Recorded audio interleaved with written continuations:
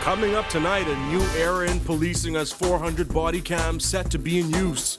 Meanwhile, a group of applicants are seeking to prove that government's use of emergency powers has been unconstitutional.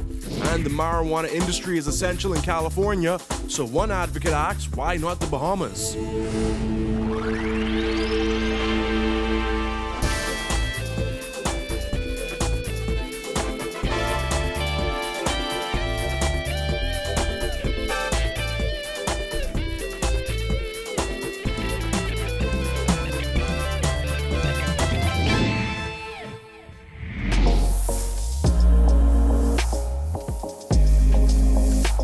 Our news is brought to you by Alive. Welcome to Our News and thanks for joining us. I'm Jared Higgs. Topping news tonight, days after a man was shot dead by police in Pinewood Gardens, 400 body and dash cams will now be used by the Royal Bahamas Police Force. Police Commissioner Paul Roll says starting today, any officer on patrol is expected to wear one while on duty, recording every interaction with civilians. Kyle Joaquin has the story. If he wants to double press, he can record for the full 8 hours. The battery life on these body cams is 13 hours. It's a new tool worth $688,000 and is expected to bring a new level of transparency to policing in the Bahamas. Let's say it's reported as a disturbance. When the officer reaches on the scene, he comes under rapid gunfire. Someone is engaging him. That footage should have already started because 200 body cams and 200 dash cams now in use by members of the Royal Bahamas Police Force throughout New Providence. Here's how it works. Once officers sign in for their 8 or 12-hour shift, they put on a body cam, which is on the entire time. the officer, he cannot erase, he cannot do anything with it. When he's completed his call of duty, he switches the power button off, he takes his camera off, all he do is disconnect it, give it to the station officer, he put it on a charging dock, and automatically everything that he recorded during the course of that shift, that uploads into the evidence.com and it goes in the cloud. Police Commissioner Paul Roll says as of today, if you're stopped by police, chances are the interaction is being recorded, providing real-time evidence. This has proven useful in incidents all over the world, like the police-involved killing of African-American George Floyd, whose death sparked public outrage. Now, as for how soon the public is able to see the dash or body cam footage once an incident occurs, Roll says that may be up to the courts. The court will, once the trial comes up, that will be available. Of course, there are, depending on the nature of the footage, we may make that available sooner for the media, okay? Because we may wish to share with the media and also to seek to get assistance from members of the public. And in those cases, yes, we will make it available. So we have a dash cam here. One is on this vehicle, one is on that vehicle. 4 officers outfitted with their body worn. The implementation of these cameras come just days after police shot and killed a man whom Roll says attempted to open fire on his mother and a responding officer. According to the top cop, officers cannot stop the recording, nor can they attempt to alter the footage recorded. If so, there is a price to pay. The officer cannot turn it off, stop it from capturing. He cannot turn the audio up. He cannot turn the audio down. Me as the system administrator, I can go in and watch the video, but I cannot make no alteration to it. We have the policy that they have to learn, which outline, and there are consequences. Okay, there will be consequences if they do not follow those policies. Roll says there are plans to bring on an additional 100 body cams in the very near future. For Our News, I'm Kyle Joaquin. The Hubcat solution platform being used to monitor those ordered to quarantine at home is now in the hands of the Royal Bahamas Police Force. Police Commissioner Paul Roll says 760 people are currently being monitored by the system. Police are alerted and will spring into action if there's a breach. We talk about the geofencing, and the geofence is simply, if you imagine a fence, as soon as that person gets out of that zone, an alarm will activate in the command center, and we will dispatch a unit to look for them. Roll says since taking over the platform, police have had no resistance from anyone being monitored. However, he did make note of the large number of people trying to contact the 311 number to move during the 2-week lockdown. You get a lot of complaint about not answering. Well, the truth of the matter is that's the volume. you have a lot of people calling, and once the officers get on the telephone, they have to take the information. I think we also have a WhatsApp number as well. We had made that available and asked persons, you could also WhatsApp, and officers will respond. If thousands of people remain out of work, the National Insurance Board will not be able to sustain paying unemployment benefits, according to National Insurance Minister Brensel Roll. He warned if nothing changes, NIB can only afford to continue paying out unemployment benefits until mid-September. Jasmine Brown reports. The National Insurance Minister says if unemployment numbers continue to climb, the National Insurance Board will run into serious issues by this fall when it comes to unemployment payouts. We have until September. Until September to continue funding unemployment insurance? Yes. And $200 million would have been spent or burned in that exercise. Yes. And that is the thousands of individuals don't get work or don't return to work. There will be issues. Yes, there will be issues. NIB is in a good space. They have funding, but this could not be sustained. You're talking about spending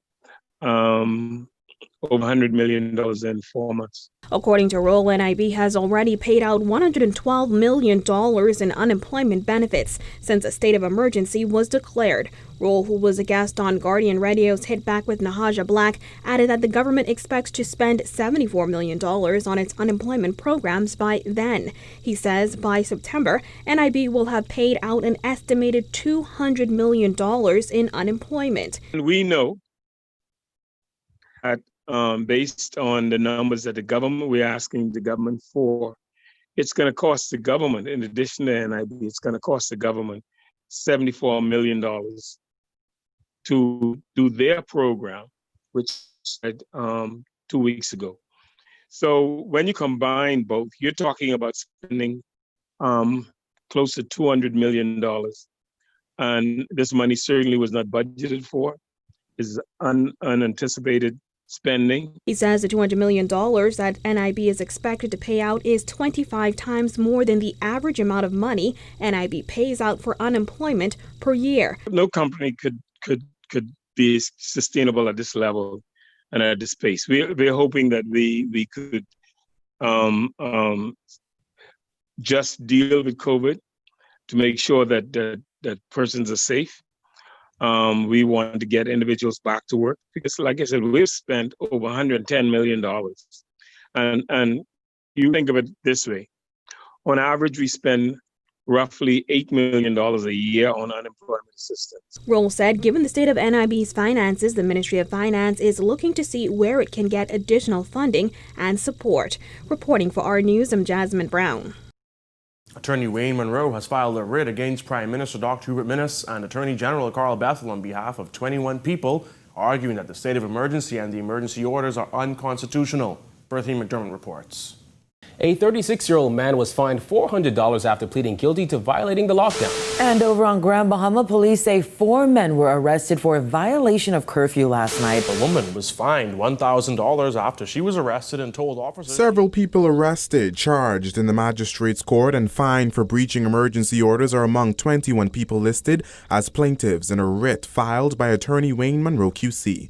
The 8-page writ, which was filed on Wednesday, lists Prime Minister Dr. Hubert Minnis in his capacity as the competent authority and Attorney General Carl Bethel as the first and second defendants, respectively. The first ones are the state of emergency. A state of emergency, as determined by Article 29, didn't exist either in March or when declared again, I believe it was June. The writ seeks the payment of damages to plaintiffs for breach of their fundamental rights guaranteed by the Constitution. Monroe argues that in the circumstances, the emergency regulations 2020 made by the Governor General were made in excess of jurisdictions granted to him by the Emergency Powers Act. According to the writ, at the time that all of the orders by the Prime Minister were made, the said orders did not meet the requirement of being reasonably justifiable set out in Article 29 of the Constitution.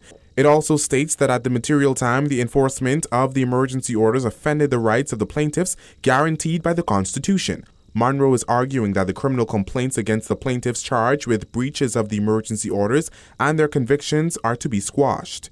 He's also asking that fines paid by the plaintiffs who were charged with violating the orders be returned. We say that anyone arrested, charged, convicted, those orders being unconstitutional, those convictions must go, the fines must be repaid, and people must be compensated for having been arrested for offenses that were not arrestable and being detained.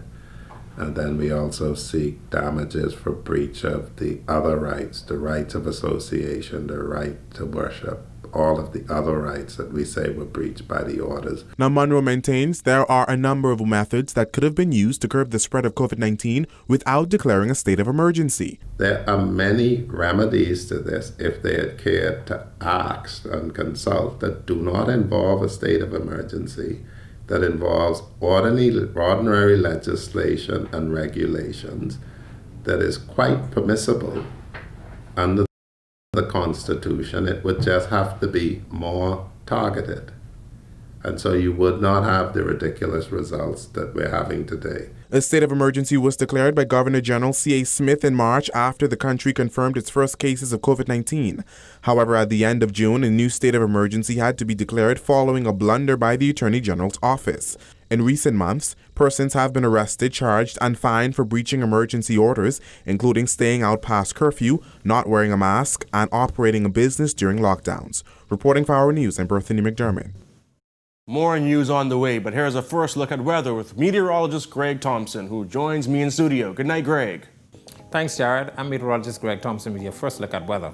After a hot day around the islands, temperatures soaring into the 90s, we are now settling down into the 80s. 85 is our current temperature outside our studios. Few clouds, winds are out of the southeast at around 5 knots. Feels like temperature is still around 91 degrees. Satellite-wise, very quiet around the islands. Sunshine continued most of the day. We had some pop-up showers and thunderstorms across most of the islands in the northwest and central Bahamas, but things are quieting down as we speak. That's your first look at weather. Your extended forecast is still to come. Still to come on Our News, the Prime Minister's office hits back at the opposition leader.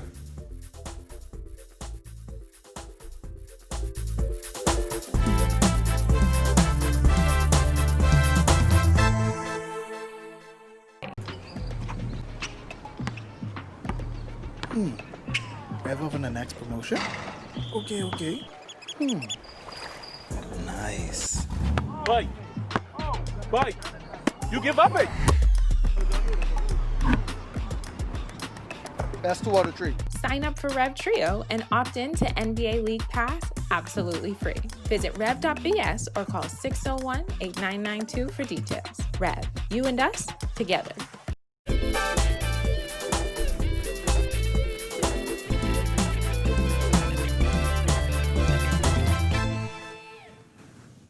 The office of the Prime Minister accusing opposition leader Philip Davis of attacking the government during the crisis for his narrow self-interest. Responding to a statement released by Davis on Wednesday, OPM labeled the PLP leader's comments as mostly fiction. Gillian Gray has that.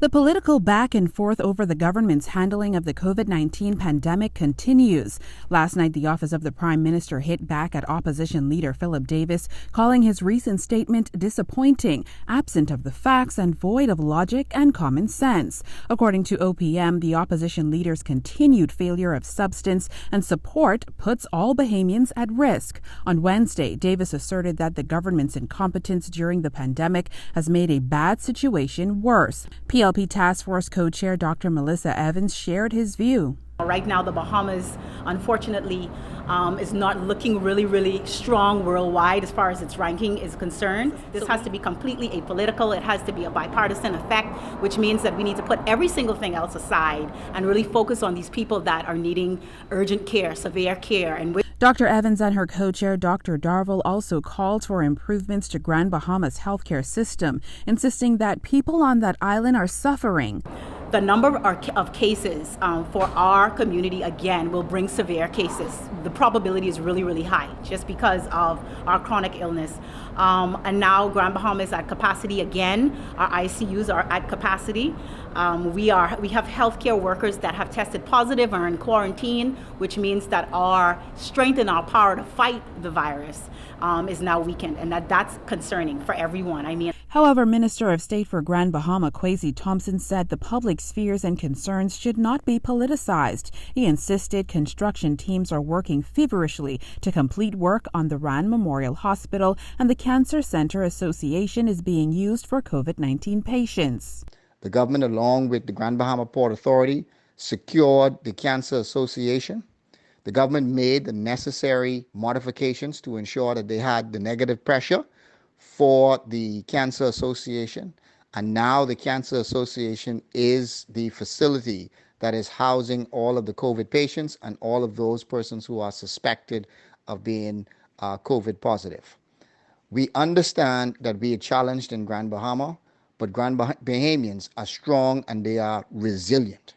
Thompson added that the construction of a new COVID-19 center is underway and should be ready in a few weeks. Reporting for our News, I'm Jillian Gray. Cabinet has approved a recommendation from the Economic Recovery Council for an extended stay visa program. Persons from abroad will be able to apply for a visa online and be granted permission to live in the Bahamas for remote work or study purposes for 1 year. However, they would not be able to seek work locally. According to ERC co-chair Ken Kerr, the program is a remodeling of the current annual residence regime. The initiative targets small firms planning on shifting operations for a year, as well as university students. Successful applicants will have to demonstrate financial means to support themselves while in the Bahamas. The ERC estimates that if 1,000 applicants are approved and each spends $30,000 during that year, that's $30 million injected into the Bahamian economy.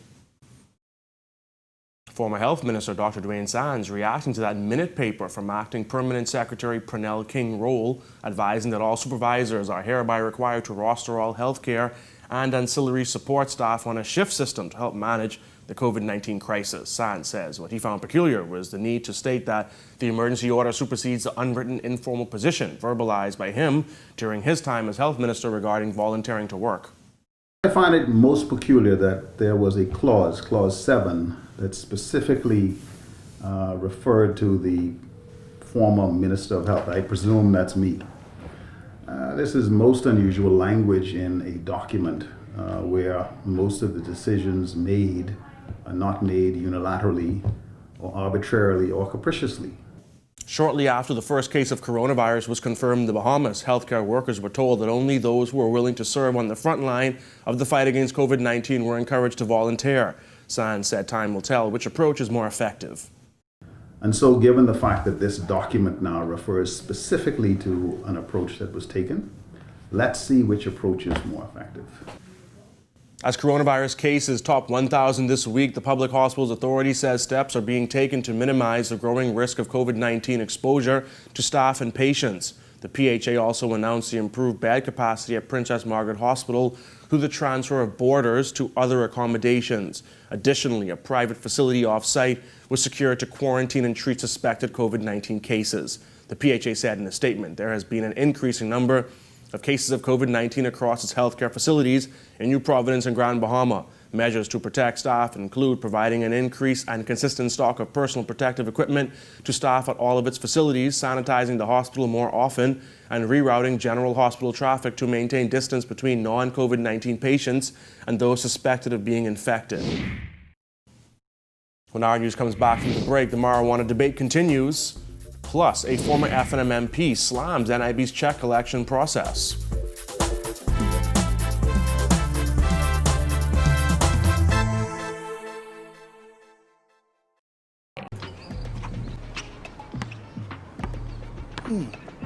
Rev up on the next promotion? Okay. Nice. Bye. You give up it. That's 2 out of 3. Sign up for Rev Trio and opt in to NBA League Pass absolutely free. Visit rev.bs or call 601-8992 for details. Rev, you and us, together.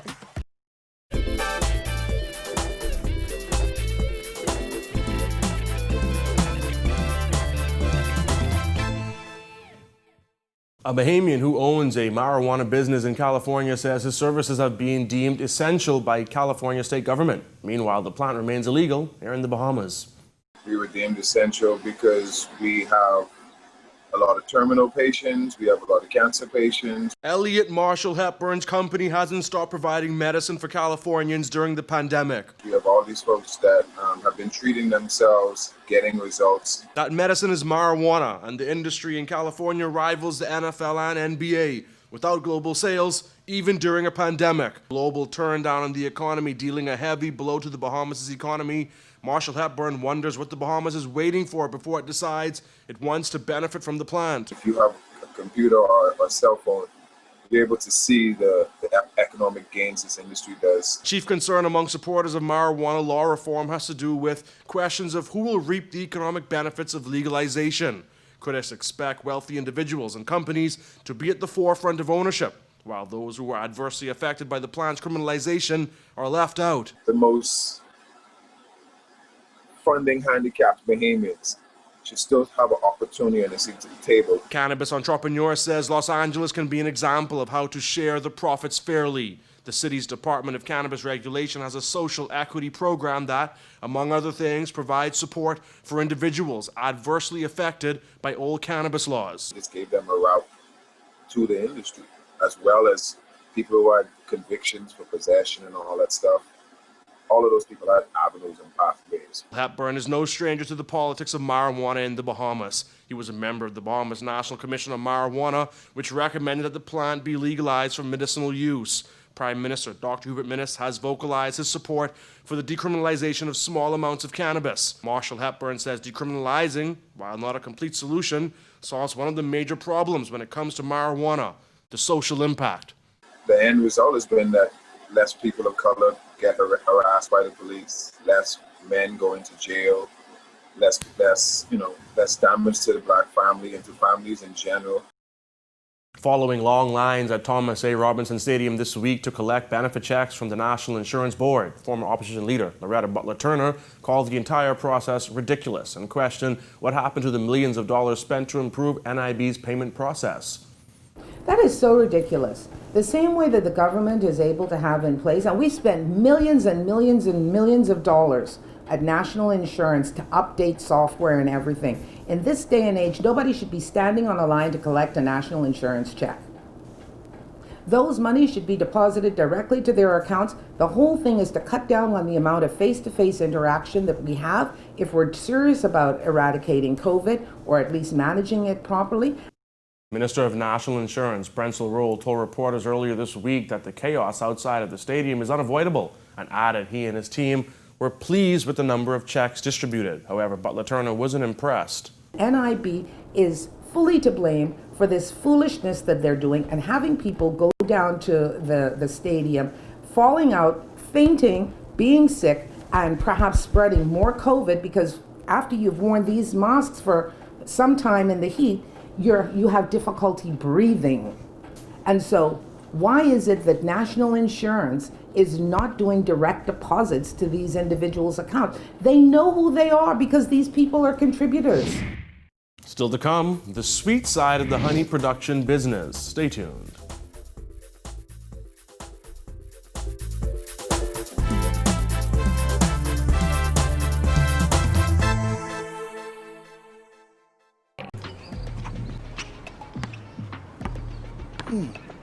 Rev up on the next promotion? Okay. Nice. Bite. You give up it. Best 2 out of 3. Sign up for Rev Trio and opt in to NBA League Pass absolutely free. Visit rev.bs or call 601-8992 for details. Rev, you and us, together.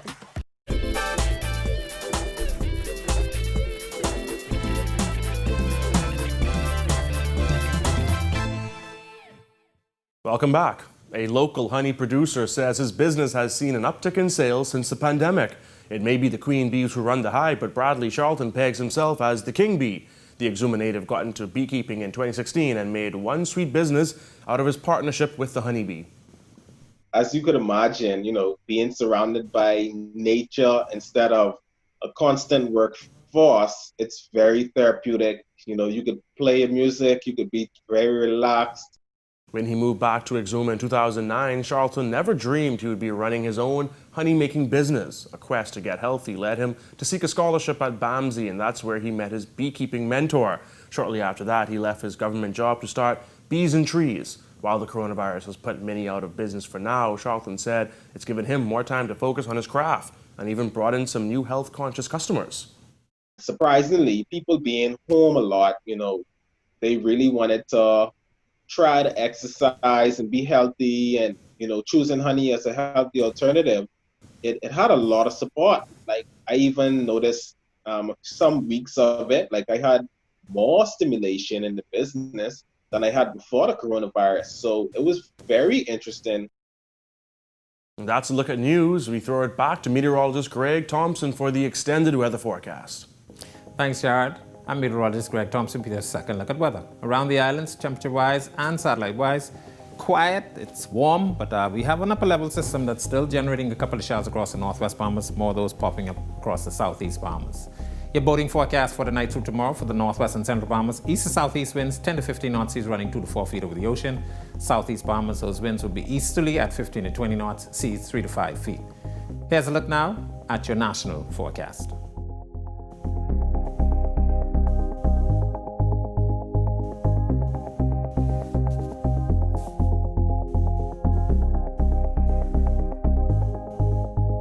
And now we'll look at your extended forecast through Tuesday.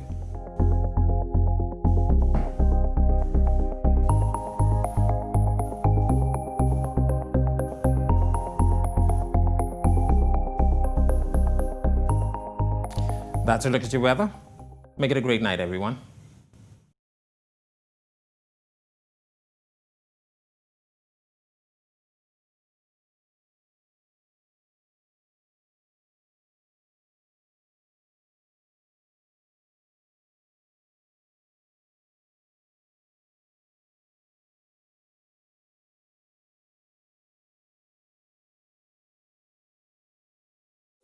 Thank you for joining us for our news tonight. To catch our news on the go, download the Rev Go Play app. On behalf of the entire news team, I'm Jared Higgs.